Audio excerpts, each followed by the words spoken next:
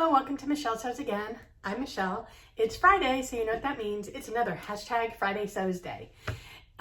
Friday Sews was started by Jen from Today in Jen's Sewing Room. I will link her channel below. And it was a way for her to kind of bring the sewing community together. We all talk about what we've been working on, what we have coming up, and a little bit about life. I am throwing in an extra element every week where I am going to talk about usually a new to me YouTuber that I think you will find interesting. And other times it'll be somebody that I've been watching, but I want to give a shout out for one reason or another. So if that sounds interesting to you, then stay tuned. So what have I been working on this week? I actually feel like I was pretty productive this week. It was probably my most productive week in several months. So the first thing that I did was if you watched my 2022 goals video, if not, I will link it up here. I have committed to making one little girl's dress every month in support of the Project Dress a Girl event that's hosted by Moji from Moji Sews. She hosted it last year in September. She's planning on hosting it again this year. I don't know if it will be an ongoing commitment, but she has already committed to it this year. So last year I provided 3 dresses that I made all in the month of September. This year I wanted to go a little bit bigger, and I took a cue from Carmen Salome. I will link her channel below. And she has been making one little girl dress a month for quite a few months now. And I decided that I would join in on that. So I'm making one little girl dress a month, and I made one on Saturday. I posted a video about it on Sunday. I'll link it up here in case you're interested in that. But here's a picture of the dress. It came out really cute. My goal is to use a free pattern every month for these dresses so that the pattern is accessible to anybody.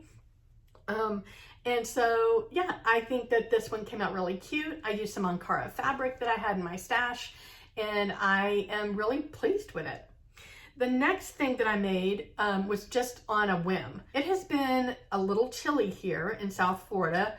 Not anywhere near where like it's been the rest of the country, but for South Florida, it got like into the 30s at night a couple of nights, and it was pretty freaking cold. So my blood is thin since I moved from Pennsylvania. I don't know. It thinned pretty fast. Anyway, I have been wearing the heck out of my Style Arc Anderson knit dress that I had ice dyed. I'll put a picture here. And my self-drafted sweatshirt dress that I made last year for Frugal Frogs. And I followed a tutorial from Marcy Harriel. I'll link that below as well, where you just self-draft a sweatshirt dress using an old sweatshirt that you're not wearing anymore. Her tracing method required you to cut the sweatshirt apart. You could probably do it by just tracing outside without having to cut it apart, but I had one that I was gonna get rid of anyway, so it worked out okay for me. But I will link both of those videos below. But I've been wearing the heck out of both of them because it was chilly and they just worked really well for me to work from home. And I figured I needed at least one more to put into the rotation. And I've been wanting to make this Rebecca Page hoodie dress. So I went ahead and made it out of this red French terry that I had bought from fabric.com. I used some lilac ribbing that I had in my scrap pile, and I used some fabric from my scrap pile for the lining of the hood. And I'm gonna do a review video on that pattern probably next week. But yeah, it came out really cute. It's really cozy and I like it a lot. And then I also worked on my Fen blouse. So from Pattern Fantastique. I had started this blouse when we were still in Miami before we moved over here to Fort Myers. And I had gotten a lot of it done, but then I had to stop because I had to pack my sewing room up. So before we left Miami, I had the collar on it. I had the yoke put in. I had the shoulder seams sewn together. I had the placket, the button plackets finished without the buttonholes, and I had the hem finished. I had the sleeves constructed but not attached, and I had the cuffs constructed but not attached. So this week I started working on it again, and I attached the sleeves. Now all I have left to do is attach the cuffs. So once I do that, and then put the buttonholes and the buttons on. So once I finish that, then this will be ready to wear. And look how pretty those colors are. I'm excited about that one. And I'll do a review on that one once I'm done. I did screw something up on the side seam, but I don't hate it, so I will still definitely wear it. And then I also worked on my one UFO. So I mentioned last week that I had one UFO in my stash. I tend to be a more monogamous sewer, so I cut, sew, finish from start to end. I do one project at a time, 99.9% of the time. These pants, I had worked on them and I had put them on before I put the waistband on, and they were just huge. And I was just really too intimidated to try and figure out what I needed to do. But I still wanted them. So I left them in a basket with the intention of getting back to them at some point. And then last week, Jen had added a prompt. She adds a prompt every week for us to talk about in our Friday Sews video. And last week's was, what is the one UFO that you won't give up on? And since I only have one UFO, this is the one I wouldn't give up on. So I finished it this week. Now, I put the waistband on, and what I discovered is that the back rise is too low. The front rise is actually perfect, but the back rise is too low. So I can't fix that in the pants, but I can fix it in the pattern piece. So I also made a couple of other tweaks to it. I skinnied up the leg width. The legs were just way too big and they were too wide. So I skinnied them up as well as tapered them a little bit. And then I also discovered that I didn't like the way that the pants looked on me with the cuff. So I cut the cuff off and just did a straight hem. So I'm considering these a toile. They're not a wearable toile because the back waistband is way too low. But I learned a lot from finishing this UFO, and I will make some adjustments to the pattern pieces because I do like these pants and they're super close to fitting me in a good way. So that was well worth the effort, even though I can't wear the pants. So that's everything that I have worked on. What's coming up next? So I have a collaboration coming up. Again, if you watch my 2022 goals video, you'll know that I am planning to have a collaboration with another sewing YouTuber every month. And last month was Jen from Today in Jen's Sewing Room. I will link that video up here. And this month I am collaborating with Andra from Andra Makes, another super sweet, super talented sewist here on YouTube and Instagram. And I will link her channel below. She does this really great series called The Vlog Life, I think is what she calls it, where she interviews other sewing YouTubers, and it's really fun to get to know all the other sewing YouTubers a little bit more in depth. So she has a playlist on her channel. You should go and check it out. I'll link it below. Anyway, we're doing a collaboration, and I got my fabric yesterday. I'm not going to show you, but the goal of ours is that Andra does a lot of big four patterns. She dabbles a little bit with indie, but primarily she does big four. I primarily do indie. And so our goal was to find a inspiration photo that we both liked and wanted to make. And she's going to interpret it by using big four patterns, and I'm going to interpret it by using indie patterns.